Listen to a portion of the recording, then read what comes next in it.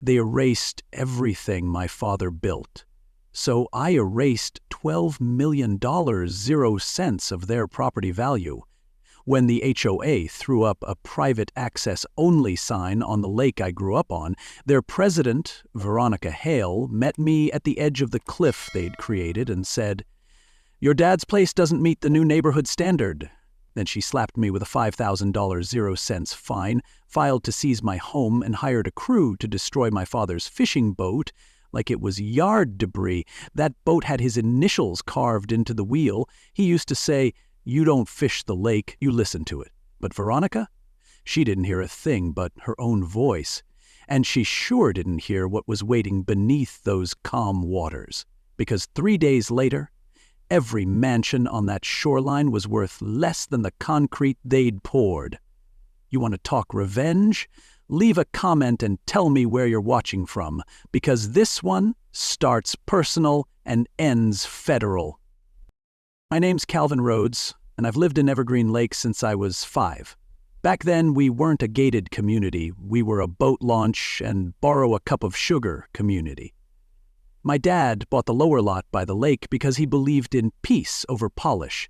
He built our dock with his own hands alongside 4 other men who didn't care about property lines or portfolio sizes. He called it the Lake Liberty Project. And it wasn't just a ramp.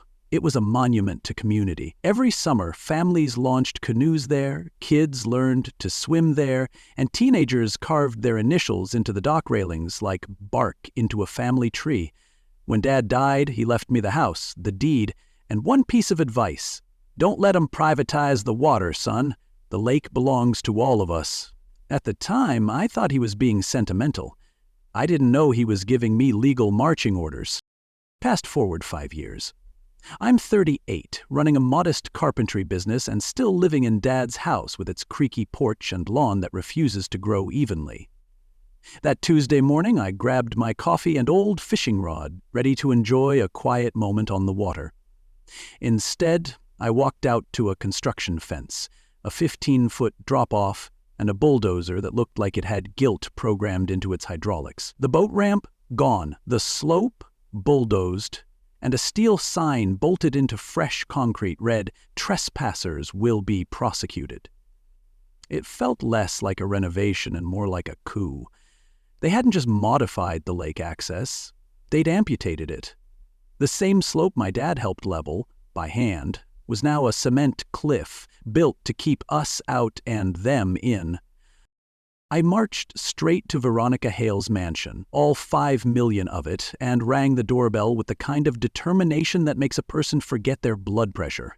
She opened the door dressed like she was auditioning for Real Housewives of HOA hell and gave me that smile, the kind that's been Botoxed into permanence and stripped of sincerity. "Oh, Calvin," she purred. "I thought you'd moved out. Your house doesn't really align with our upgraded aesthetic." I told her she'd destroyed the dock my father built. She blinked and said, "That old thing? The board voted to modernize. We're building a private marina for qualifying residents. Didn't you read the premium newsletter?" Then she laughed. Actually laughed. I wanted to respond, but there's only so much dignity you can keep when someone giggles at your grief. I walked away trembling, my palms full of memories, my wallet $5,000 0 cents lighter, and my gut telling me this was war. But here's the thing about legacy. It doesn't die easy. That night, I sat at my kitchen table, surrounded by photos of Dad hauling planks to the shoreline. I could still hear the echo of his hammer on wood and the splash of water that used to welcome our community like a front porch. The lake was silent now, sterile, fenced off and dressed up like a party no one got invited to. And then I remembered the attic, dusty, neglected, and filled with things I hadn't touched since the funeral. I climbed up and found a locked box behind a stack of folded flags. The key? Dad's birthday. Inside was a single document, yellowed and brittle but ironclad, a deed stating that the lake access points were protected under irrevocable community easements, signed and recorded in 1952, which meant Veronica hadn't just disrespected a memory, she'd committed a crime. And as I held that deed in my shaking hands, I realized something. They'd declared war with paperwork. But now I had my own weapon. Proof. And I was ready to fight dirty. The day after Veronica laughed in my face, I took a walk around what used to be Evergreen's shoreline trail. Only this time, there wasn't much trail left. What used to be gravel paths were now tire tracks and mud. The Veterans Pier, where Tobias Burns used to cast his line every Memorial Day in full uniform, was gone. Just snapped pilings like broken teeth poking out of the lake. The prom platform, where teenagers danced awkwardly and pretended it wasn't cold, had been ground into splinters. Even the old oak tree, the one with generations of initials carved into it like a family Bible, had been leveled. The trunk was still lying there, wide open like a murdered memory, and, wouldn't you know it, Veronica called it all progress. I call it erasure with a clipboard. I found Martha Glenn crying on a patch of crushed grass where her husband had proposed to her 52 years ago. The bench he'd built by hand was gone, replaced by a no trespassing sign nailed into a concrete base like a warning label on history. She clutched a $500 0-cent fine for unauthorized presence in a restricted zone and kept whispering, "It was our bench. It was our bench." We stood there together, two strangers connected by the same wound, watching the lake shimmer like it didn't know what had been taken from it. The HOA hadn't just destroyed places, they'd vaporized meaning. These weren't structures. These were chapters of people's lives, ripped out and tossed into a metaphorical burn pile labeled safety upgrades. When I got home, something white was sticking out from under my front door. At first, I thought it was another HOA newsletter trying to upsell me a pressure washing service or some HOA-branded patio furniture. But nope. This was the legal kind of white envelope. Inside, a letter so smug it practically smirked. Due to violations related to unpermitted storage and structure encroachment, the Evergreen Lakes HOA intends to proceed with condemnation of the auxiliary unit behind your property. That's a fancy way of saying they were coming from my dad's old shed, the same shed where he kept every bolt, every fishing reel, every memory too stubborn to die. Suddenly, this wasn't about lake access anymore. This was about whether I'd even be allowed to live in the shadow of what he left behind. I climbed back into the attic, my boots thudding like court gavels on the wooden rungs. The safe was still there, the same one I'd found the deed in just days ago. But this time, I went deeper. Beneath old flags, behind brittle blueprints of the dock, I found the full set of documents Dad had referenced all those years ago when he said, "They'll come for everything that matters, and they'll do it legally." Deeds, covenants, original construction permits, all stamped, notarized, and buried like treasure in a war no one knew we'd be fighting. Reading through them felt like uncovering a long-lost constitution, one written by people who actually cared about community. It turns out, the easements weren't just symbolic, they were ironclad, and the HOA had just jackhammered straight through protected property. Of course, knowing you have the law on your side and proving it are two very different things, especially when you're up against a woman who considers exclusive use a moral virtue. But still, I had something Veronica didn't. Original documents and a moral ledger deeper than her fake tan. That night, I sat at the kitchen table, surrounded by blueprints and faded signatures, listening to the silence of a neighborhood that had forgotten how to gather. I knew then that this wasn't going to be a letter-writing campaign or a polite email thread. This was going to be trench work, paper against power, and maybe, just maybe, that dusty deed was the first crack in the concrete wall Veronica had poured around the soul of our town. Because the lake may have looked calm on the surface, but something was shifting underneath. And this time, it wasn't just sediment. It was legacy waking up. And if they thought they'd buried the past in permits and fines, they were about to find out. Not all foundations crumble quietly. Stick around. Next part gets personal, legal, and just a little radioactive.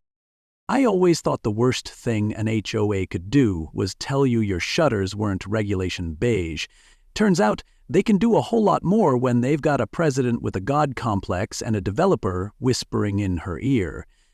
That's how I ended up sitting across from Nina Calderon, an investigative reporter who drank her coffee like it was war fuel. She'd been tracking HOA corruption across the country, connecting dots where no one else bothered to look. When I showed her the deed and explained the destruction, her eyes lit up, not with shock, but recognition. "This isn't just local bullying," she said, flipping through her notebook. "This smells like a resort play." And sure enough, within 48 hours, she found it. $75,000, 0 cents in so-called consulting fees, from a developer named Falcon Ridge, tucked neatly into Veronica Hale's HOA. On paper, it was legal. In reality, it was a bribe dressed in business casual. Right after Nina published a teaser about the pending conflict of interest, Evergreen Lakes turned on me like a bad knee. I got a warning for excessive lawn density. My grass, apparently, had grown 1/8 of an inch too tall during a rainstorm. Then came the mailbox citation. It sat 1/2 an inch too close to the street, a threat to public safety, apparently.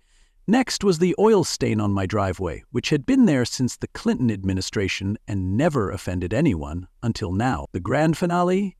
A certified letter informing me of a $5,000 0 cents lien for repeated violations and disruptive conduct. Disruptive conduct, mind you, included asking why a dock built in 1954 had to be demolished without notice. I didn't just get blacklisted, I got barcoded and shipped straight into social exile. By the end of that week, my boss at Rhodes Custom Woodworks called me into his office, eyes twitching like he'd been coached. "Cal," he said, "some influential folks have suggested your public situation isn't great for our image." Translation: the HOA had started whispering into the right ears. Clients stopped calling. Orders dried up. Co-workers who used to talk football now stared at their shoes. It was like someone had flipped a switch and suddenly I was radioactive, the kind of radioactive that doesn't glow, but it clears a room just the same. And as ironic as it sounds, I didn't feel angry. Not yet. I felt curious. How deep did this rabbit hole of petty tyranny and corporate ambition go? Nina kept digging, and what she found made my stomach turn. The demolished docks? They weren't just torn down to make room for safer structures. They were hiding something underneath. Specifically, industrial pipes connected to old waste lines no one wanted traced. She'd found environmental testing reports, heavily redacted, showing elevated mercury and benzene levels near the destroyed shoreline. Translation: while Veronica was preaching about safety, she was standing on a landfill of toxic secrets. The boat ramp they crushed wasn't just a piece of my childhood, it was a lid on a can of chemical worms. And now that lid was off, leaking into a lake where generations had swum, fished, and celebrated graduations. What started as a neighborhood dispute had morphed into something darker. Property values were the cover story, but beneath that polished HOA language was a festering deal: destroy public access, bury toxic history, and pave the way for Falcon Ridge's $60 million 0 cents lakeside eco-resort. They even called it eco, like the word could rinse poison from the groundwater. Standing there, deed in one hand, HOA fine in the other, I realized this wasn't just a fight over who gets to use the lake. It was a fight over who gets to rewrite the past. And I wasn't about to let Veronica Hale be the editor-in-chief of my father's legacy. The deeper Nina and I looked, the more we understood. We weren't just standing on contaminated ground, we were standing in the middle of a cover-up. And the lake? It wasn't just polluted, it was political. Stick with me, because in the next part we find out just how far they'll go to keep that poison buried. I knew something was wrong the moment the lake stopped smelling like summer and started smelling like a gas station in July. The water had always had that soft, earthy scent, a mix of fish, pine, and memory. But now, it reeked of diesel and rot. Patches of foam floated along the surface like ghost laundry, and the fish weren't biting because the fish were belly up. Dead turtles washed ashore near the old boat launch like little green tombstones. One morning, I saw a blue heron standing still in the shallows like it had forgotten how to leave. That's when it hit me. The lake wasn't just being restricted, it was being killed. Nina got the test results to prove it. Beneath the bulldozed docks and paved-over boat ramps, we found traces of something worse than bad policy: deliberate dumping. Falcon Ridge's contractors had used the demolitions as cover to inject industrial wastes straight into the lakebed. The modernization they kept bragging about? It was a euphemism for poisoning the water under the guise of progress. Nina dug up invoices with coded language, shoreline stabilization, sediment management that matched the exact dates of the so-called upgrades. She looked me in the eye and said, "They didn't just destroy the past. They buried evidence under it." And suddenly, all those fine words about exclusivity started sounding like an alibi with a PR budget. I couldn't stop seeing it. Every memory I had of the lake started replaying with a darker tint. Me at 6, water wings flapping, my dad's strong arms guiding me through the shallows. The summers when the town held fishing derbies, cookouts, and floating movie nights. Kids learning to swim while their parents cheered from the pier. Now that pier was rebar and dust, and the shoreline was a cliff. I stood on the edge of that new cement wall looking down at what used to be a playground of joy, and all I saw was chemical slick. It was like someone paved over a wedding album and called it efficiency. If they thought we'd stay quiet, they forgot how loud truth gets when you hold it underwater. So we told the story. Nina and I posted our first joint article, and we didn't hold back. Headline: "They didn't just block the lake, they killed it." Photos, timelines, receipts. We published witness accounts from residents who remembered the shoreline before the bulldozers came. We included lab results from the dead zone near the old Veterans Dock. We even quoted Veronica's own words about improvements for the future, placing them right beside photos of floating fish and sludge trails. The article spread like algae in July heat. For a minute, I thought maybe we'd turned the tide, but Veronica doesn't lose, she retaliates.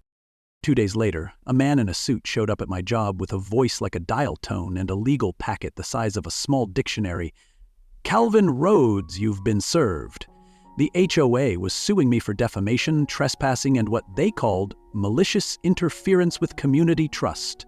The lawsuit was for $250,000, 0 cents in damages. I opened the envelope and laughed, not because it was funny, but because the absurdity had crossed over into surreal. They were trying to bankrupt me for telling the truth, suing me for stepping onto land I'd walked my entire life. They used legal ink like a pesticide, meant to kill quietly, without the mess of an honest conversation. My boss called me in an hour later. "Cal, we're going to have to place you on unpaid leave," he said, eyes darting toward the HR office like they had guns. "This isn't personal, but we can't be involved in local disputes." Just like that, the walls closed in again. First they took the lake, then they took the job. But what they still didn't understand is that I wasn't fighting for just me. I was fighting for every birthday picnic, every childhood swim, every memory they'd paved over with lies and called landscaping. The lake was poisoned, yes, but not just by chemicals. It was poisoned by power, silence, and greed, wearing khakis and name tags. And I wasn't done yet. Stick around. Next, we make the truth go viral. If this story hit home for you, or if you know someone going through something similar, share this video with them. Sometimes the best way to fight back is to remind people they're not alone. And if this lesson helped you see things differently, send it to a friend who needs to hear it too. Leave a comment and let me know what you think of this story. I read every one. It's amazing how fast a $1 million view turns into a liability warning. A week after Nina's article dropped, the lake wasn't just dead, it was declared hazardous. Frank Dillard from the EPA showed up in a windbreaker that screamed "government serious," holding a clipboard and a frown deep enough to scare a developer. He didn't waste time on small talk. "We've confirmed elevated levels of benzene, mercury, and lead," he said, like he was reading off a grocery list of doom. "Your lake isn't contaminated, it's weaponized." And just like that, Evergreen Lakes became less a neighborhood and more a cautionary tale. Less about scenery and more about biohazard tape. Nina's latest bombshell connected every demolished dock and boat launch to something even darker. They weren't just tearing down old structures, they were hiding waste pipes. Each one had covered a discharge valve or leak point. The demo wasn't cleanup, it was concealment. And once that news hit, things went from tense to apocalyptic. Carla Booker, whose son had swum in that water every summer, broke down in front of a news camera and has leukemia, and we thought it was just bad luck. No one said a word after that. The footage of dead turtles and fish had been bad, but now it had a name, a face, a story. And the HOA? Suddenly, nobody wanted to claim their vote. The real estate offices shut their blinds first. Then came the insurance drop-offs, quiet clinical letters declaring environmental exclusions and voided policies. If your house sat near the lake, congratulations, your asset just became a legal minefield. Banks started calling in loans, contractors vanished. The same people who had once cheered for lakefront exclusivity were now whispering about lawsuits and quietly deleting HOA Facebook posts. It didn't take long before the nickname started to stick, Frozen Asset Zone, as if we were a glacier, not a poisoned lakeside community with 4 decades of birthday parties now worth 0 on paper. And right when I thought the bureaucratic punchline had landed, another envelope slid under my door. This one said my home, the same one my dad built, the one with blueprints older than Veronica's Botox, was now classified as unauthorized construction.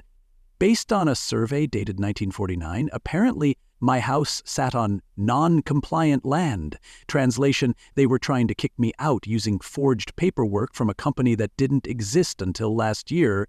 They weren't just rewriting property lines, they were redacting people. Erasing roots like we were typos. I said it out loud that night. They've declared my family home a myth and the lake a crime scene. And for once, it didn't even sound dramatic. It sounded like Tuesday. The scariest part? It worked. Neighbors who'd once waved from porches now crossed the street when they saw me. The families who used to borrow my ladder acted like I carried contamination on my breath. I wasn't the man fighting for the lake anymore. I was the guy who ruined property values by telling the truth. Veronica and her cronies didn't need to win in court, they just needed to make me radioactive. The house stood. The lake stank. And Evergreen looked perfect on a drone shot until you got close enough to smell the rot. But I wasn't leaving. Not yet. 'Cause truth doesn't drown just because the water gets dirty. Stick around. Next part. We rebuild more than just docks. We rebuild fire. You ever watch rich people realize their money can't buy back contaminated soil? It's oddly peaceful, like watching a balloon deflate in slow motion. Within 10 days of the EPA's report, Evergreen Lakes transformed from luxury enclave to economic sinkhole. Veronica's prized development was bleeding value faster than a busted pipe. Property values didn't just dip. They free fell. Homes once listed at $2,400,000, 0 cents, were now sitting dead in the water, literally and financially. You could almost hear the sound of bankruptcy attorneys high-fiving. The same HOA cheerleaders who once sneered at my quaint little house were now calling me quietly, asking if I could explain what easements meant and how fast the EPA acts on a criminal referral. Nina dropped the hammer with a headline that made me spill my coffee. Maple Ridge Massacre, HOA's toxic takeover. The article didn't just expose Veronica's financial trail, it named names. It laid out the paper trail from demolition invoices to waste dumping permits disguised as shoreline stabilization. It had photos of kids playing in water that tested higher for lead than a car battery. The story went viral in under 12 hours. By noon, reporters had surrounded Pinnacle Development's headquarters. By nightfall, the FBI was loading boxes into unmarked vans. And Veronica? Well, she wasn't laughing anymore. Turns out, she ran a tight ship. right into federal waters. The most surreal part came next. The same neighbors who crossed the street to avoid me were suddenly dropping off casseroles and asking if I'd seen the news. "We were misled," they said. "We didn't know." Some of them even cried. It's funny. Truth is radioactive until it becomes undeniable, then it's a magnet. People clung to me not because I was special, but because I had something nobody else did: clarity. They wanted guidance, they wanted redemption, and a few, honestly, just didn't want to be next. I wasn't bitter, but I wasn't exactly handing out hugs either. I told them the truth. You don't get to fence off a lake, poison it, and then act surprised when it spits back $12 million 0 cents in retribution. I hosted a memorial that Saturday at what used to be the main dock. We cleaned up the broken boards and stacked them into a symbolic cross right at the edge of the cliff the HOA had carved out. Martha Glenn brought the last photo of her and her husband on their bench. Tobias Burns, the veteran, laid his old fishing hat on what was left of the pier. Carla Booker whispered a prayer for her son. I stood there with my dad's rod in one hand and the deed in the other and said, "This lake gave us life. They fed it poison. Now it's giving them back justice, with interest." For the first time in weeks, no one spoke. We just stood there and let the wind carry what was left of the old lake across the poisoned water. And just when it felt like maybe, just maybe, things were turning, a knock came at my door. A cold knock. Legal kind. A final eviction order based on forged surveys, citing non-compliance with newly verified land boundaries. I had 72 hours to vacate my family's home or face arrest. The same system that exposed Veronica was still being manipulated by her backup plan. It felt like justice had started moving, but it hadn't reached my street yet. I sat at my father's table, legal documents stacked next to fishing gear, thinking, we've won the battle for truth, but I'm about to lose the war for my home. Stick around. Next, we build something they can't bulldoze. They thought they could bulldoze a memory and call it progress. So we decided to rebuild one, by hand. We called it Lake Liberty Rebuild, a project with no funding, no permits, and no patience left. Nina, Walter Hayes, and I gathered a handful of volunteers.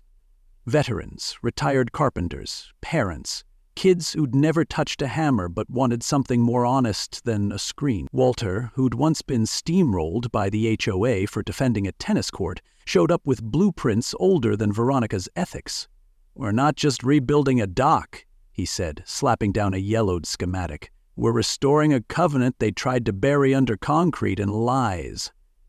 I couldn't have said it better if I tried. By sunrise, the shoreline was alive again. People who hadn't spoken to each other in years were passing lumber and sharing thermoses like it was a barn raising in a town that forgot it knew how. A 12-year-old named Maya carried the first board like it was a flag. Tobias, the old vet, tied knots with hands that had seen war but still shook at the sight of that broken lake. There was no music, no speeches, just hammers, sawdust, and redemption. It felt like breathing after weeks underwater. That is, until the sirens showed up. 5 squad cars, full lights, and 1 black SUV with Veronica Hale in the backseat, sipping something smug. She stepped out like she was descending from Olympus, holding a bullhorn and a binder. "This construction is unauthorized," she declared, her voice bouncing off the broken water. "Anyone participating is subject to arrest for felony trespass and destruction of HOA property." The hammers stopped. The air froze. Officers lined up like we were planning a riot instead of restoring a dock. Walter stepped forward, slow but unshaking. "I built the first one," he said, staring her down. "I built the last one." A cop glanced at another, clearly unsure what to do with a 78-year-old man holding a level and a lifetime of integrity. That's when Maya, the 12-year-old, walked past all of them. Without asking, without blinking, she bent down and laid the first board. Her dad stood frozen. The officers didn't move. Nina was live streaming, and somewhere in that moment, the threat cracked. You could see it on the officers' faces. No one wanted to be the guy who arrested a child for rebuilding what their HOA had illegally destroyed. The video went viral within the hour. Girl defies HOA to rebuild grandfather's dock. It was the kind of story that punches through all the noise. Hope, courage, truth, all nailed in with a 2x4. But of course, Veronica had a last move. She waved her binder like it was holy scripture.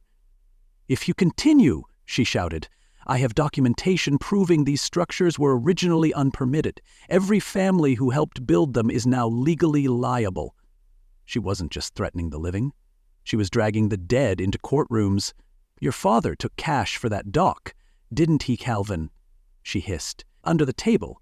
No permits. The IRS might be interested." My hands clenched, my jaw locked.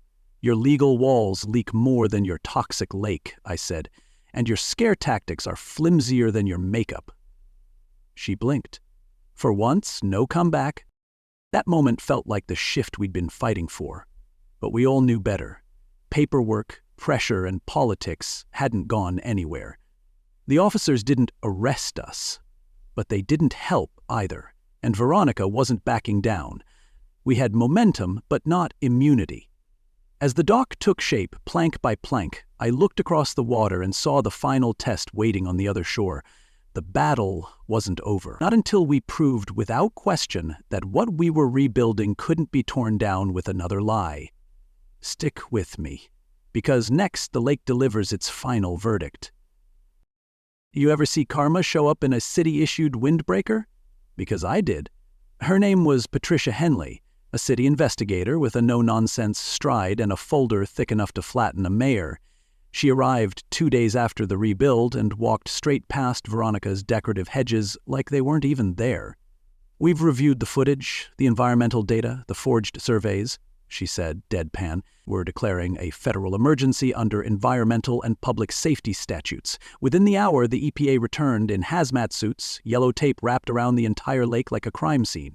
And Veronica? She wasn't giving speeches anymore.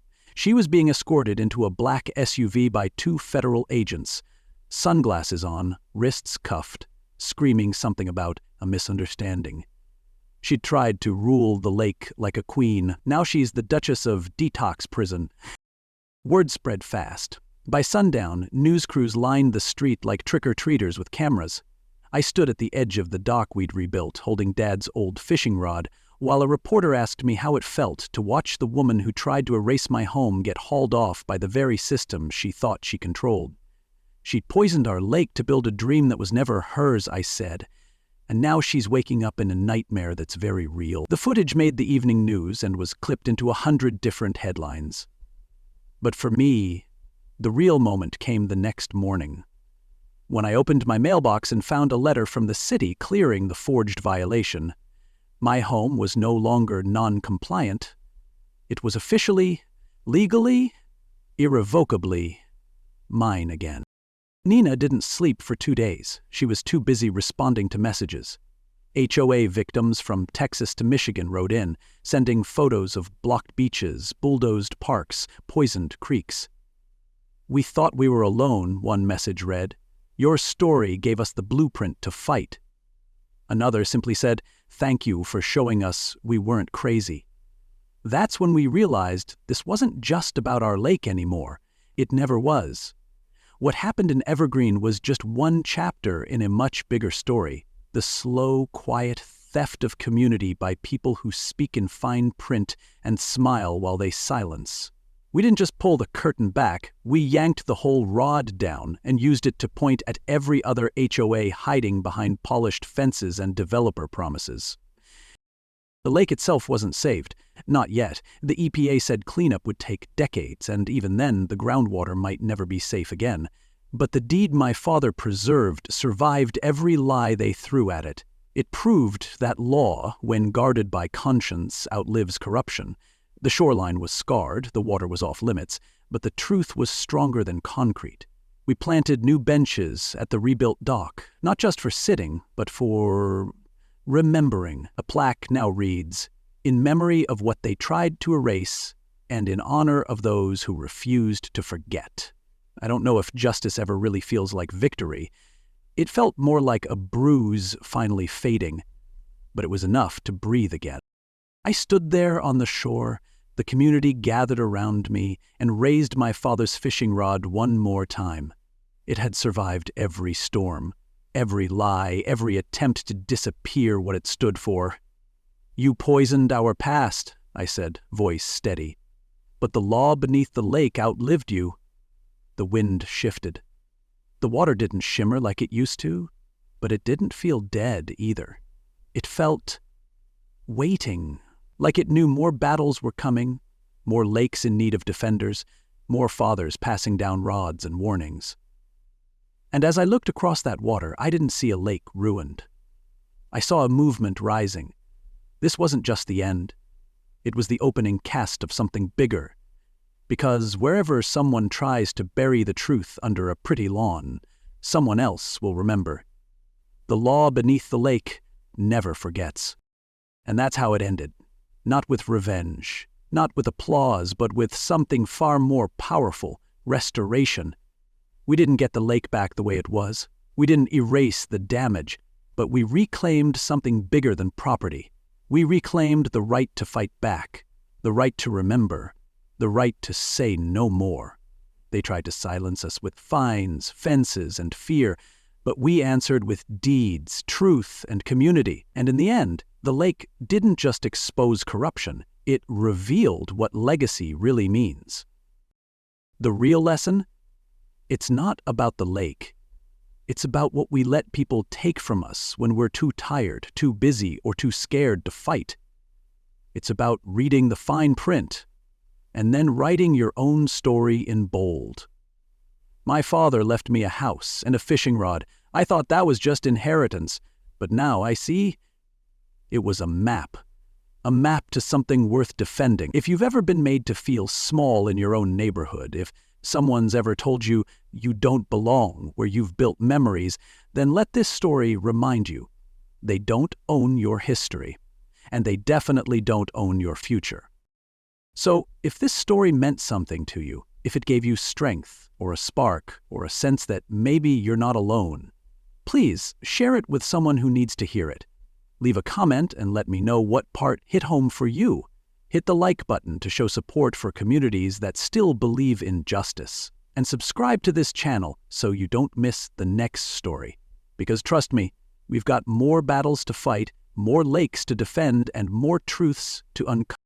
Until then, hold the line, guard your legacy, and remember, the law beneath the lake never sleeps. Hey, I want to hear from you. What kind of story should I do next? What real-life issue, injustice, or crazy HOA tale do you want to see turned into a story like this? Drop your ideas in the comments. You might just see your suggestion featured in the next video. And if this story hit home, don't forget to like, share it with a friend who needs to hear it, and subscribe so you don't miss what's coming next. We're just getting started.